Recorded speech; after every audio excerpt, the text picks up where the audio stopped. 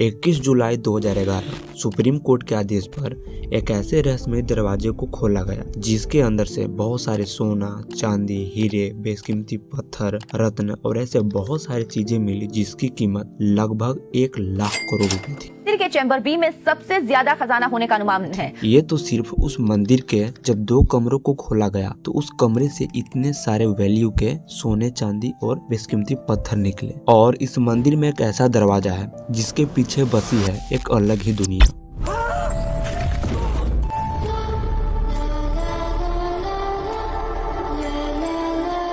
लोगों का कहना है कि इस दरवाजे के पीछे नागलोक का रास्ता है। इस चीज को देखते हुए गवर्नमेंट ने उस कमरे को खोलने से मना कर दिया। क्या इस छठे दरवाजे के पीछे कोई अलग ही दुनिया है? आखिर क्या कारण है कि इस दरवाजे को आज तक नहीं खोला गया? आखिर इस मंदिर में इतना खजाना आया कहां से? आइए आज हम समझते हैं पद्मनाभ स्वामी टेम्पल के इस रहस्य को आज की इस वीडियो में। केरल के तिरुवनंतपुरम के श्री पद्मनाभ स्वामी मंदिर के खजाने से क्या निकला? Padmanabha Swami Temple authorities claim that opening of the 6th vault of the temple could incur the wrath of the gods.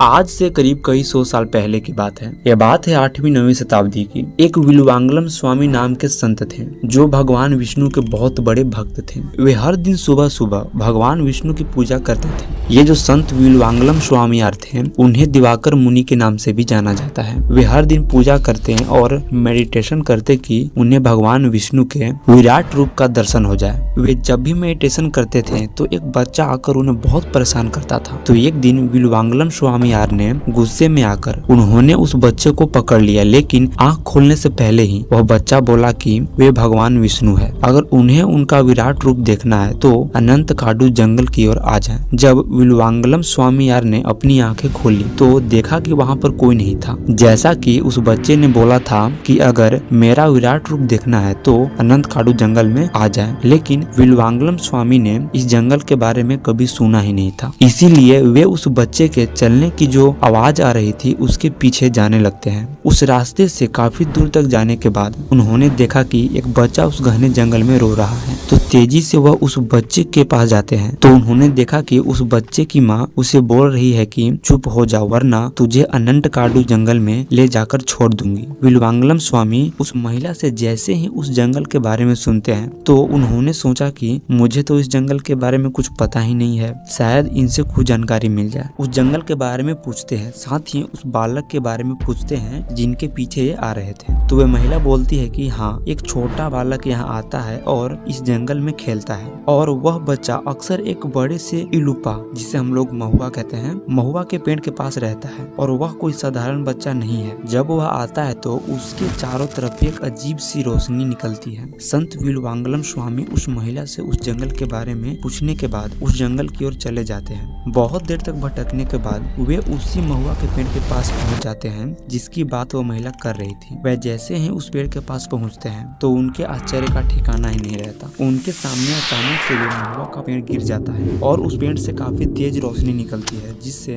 भगवान विष्णु प्रकट होते हैं। ये रूप बहुत विशाल था। भगवान विष्णु के इस दर्शन के बाद विल्वांगलम स्वामी ने भगवान विष्णु से अनुरोध किया कि वे अपने छोटे रूप में आ जाएं ताकि उनकी पूजा कर सके। तब भगवान विष्णु अपने छोटे से स्वरूप में आ जाते हैं और विल्वांगलम स्वामी भगवान विष्णु की पूजा करते हैं और उन्हें मालूम हो गया था कि यह जगह कोई साधारण जगह नहीं है। तो उन्होंने इस जगह के बारे में स्थानीय लोगों को बताया और लोग वहां पर पूजा करने लगे। जैसे जैसे यह बात प्रसिद्ध हुई वहां पे वेनाड राज्य का शासन था। जैसे ही यह बात वहां के राजा तक पहुंचती है तो उन्होंने वहां पर एक भव्य मंदिर बनाने का आदेश दे दिया। वहां पर जो महुआ का पेड़ था उसी को प्रतीक मानकर मंदिर बनवाया गया।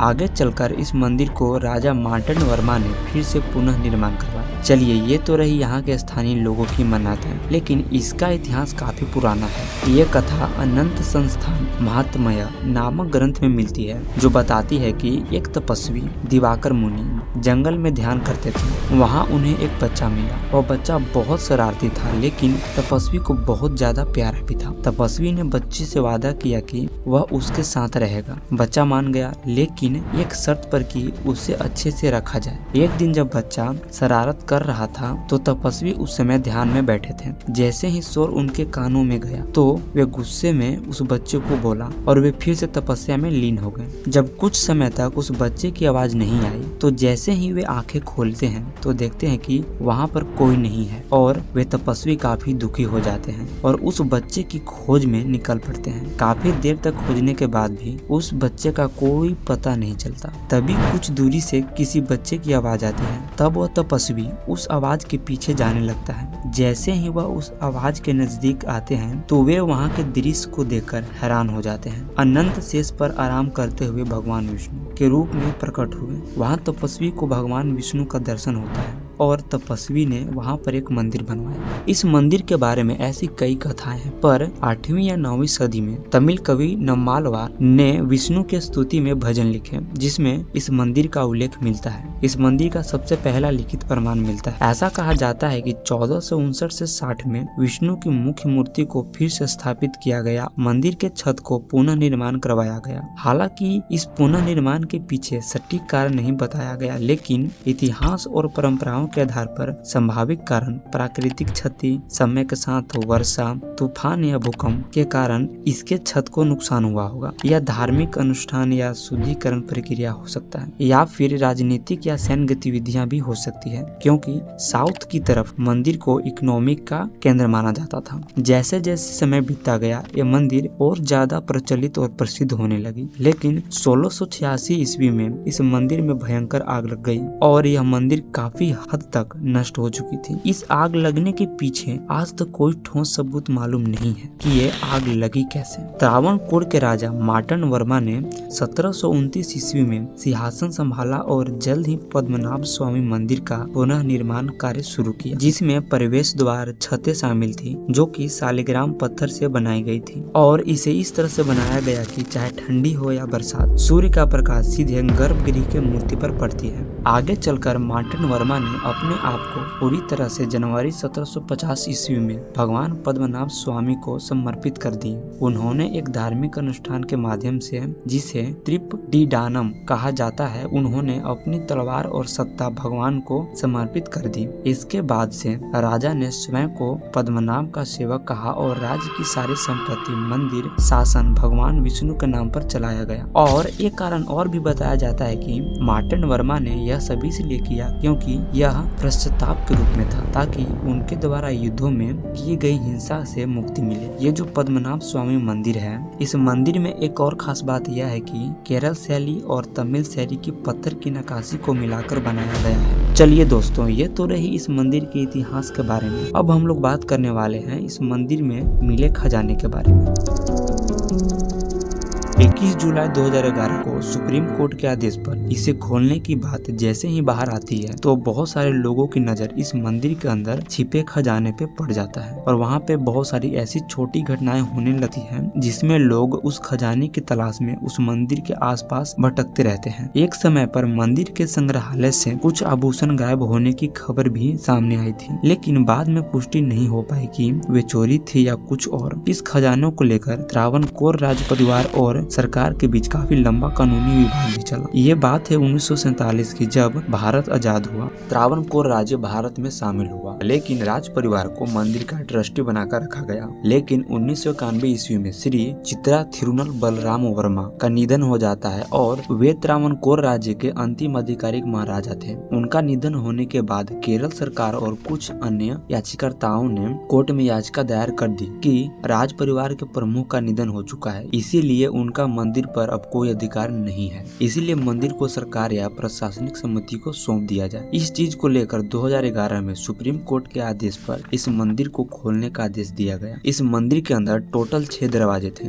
जिनमें से पहले दरवाजे को वोल्ट ए और आखिरी दरवाजे को वोल्ट एफ नाम दिया गया। दोस्तों, जैसे ही इस मंदिर के पहले दरवाजे को खोला गया तो उसमें से 1 लाख करोड़ से अधिक का खजाना निकला, जिसमें एंशिएंट गोल्ड क्वाइन और रोमन, नेपोलियन, त्रावणकोर एरा के भी क्वाइन निकले। इसमें भगवान भगवान विष्णु की एक शुद्ध सोने से बनी मूर्ति निकली। सोने के हार, सोने के थाल, लोटा, घंटी, डायमंड्स, बेशकीमती पत्थर और एक सोने से बना छाता भी निकला। ऐसे बहुत सारी चीजें निकली जिसकी कीमत लगभग 90,000 करोड़ से लेकर 1,20,000 करोड़ तक बताई जाती है। और ये जो वैल्यू है वो सिर्फ मेटल का है। अगर मैं इसके एंटिक और रिलीजियस वैल्यू को जोड़ दूं तो ये प्राइसलेस बन जाता है। अब हम लोग बात करते हैं वोल्ट बी पर। जब वोल्ट बी को खोलने की कोशिश की गई तो पहला दरवाजा तो काफी आसानी से खुल गया, लेकिन जैसे ही लोग उस पहले दरवाजा से वोल्ट बी में गए तो वहां पे उन्हें एक और दरवाजा मिला और उस दरवाजे पे बना था नागलोक का चिन्ह।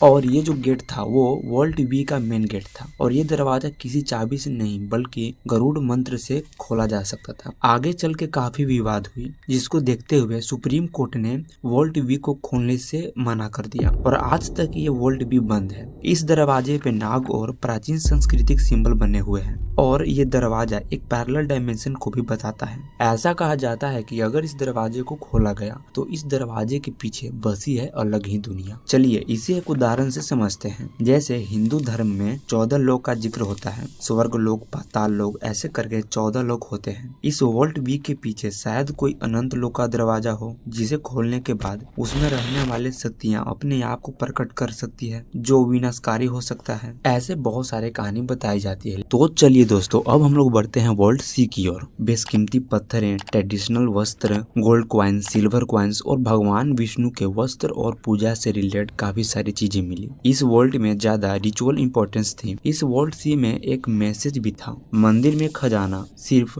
धन नहीं होता बल्कि और सेवा का साधन भी होता है। अब हम लोग बढ़ते हैं वोल्ट डी की ओर। वोल्ट डी में कुछ खास चीजें नहीं मिली। इसमें आरती के थाल, जल कलश, दिया, मुकुट, ऐसे बहुत सारी चीजें निकली जो रिलीजियस बुक और टेम्पल से रिलेटेड चीजों का काफी समान था। अब हम लोग बढ़ते हैं वोल्ट ई की ओर। इसका इस्तेमाल पूजा पाठ सेवा के लिए किया जाता था। अब हम लोग बात करते हैं इस मंदिर में मिले सबसे आखिरी दरवाजा जो कि वोल्ट एफ था। यह जो वोल्ट एफ था इसमें ना तो कोई सोना चांदी या कुछ बेशकीमती चीजें मिली। वोल्ट एफ को इसलिए बनाया गया था कि इसमें रोजाना की सेवा का जो सामग्री होता था उसे स्टोर करके रखा जाता था। इस वोल्ट एफ को बनाने का मेन उद्देश्य था यूटिलिटी और सेवा।